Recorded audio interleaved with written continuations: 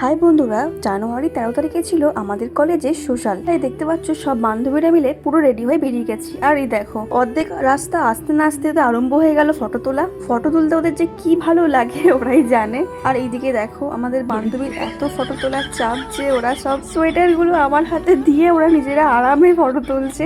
অনেক ফটো তোলার পর ফাইনালি আমরা কলেজে চলে এলাম।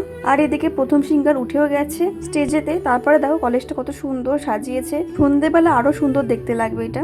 ব্যাস এবারে চালু হলো আমাদের নাচ। বছরে একবার সোশ্যাল হয়, সেদিন আমরা প্রচুর আনন্দ করি সব বান্ধবীরা মিলে। এত ঠান্ডার মধ্যে এত নেচেছি যে গরম হচ্ছে যেন সোয়েটার খুলেই নাচতে আরম্ভ করেছে। দেখতে পাচ্ছ অন্ধকারে কিছু বোঝা যাচ্ছিল না সেরকম ভাবে, তাও তোমরা একটু দেখে নাও।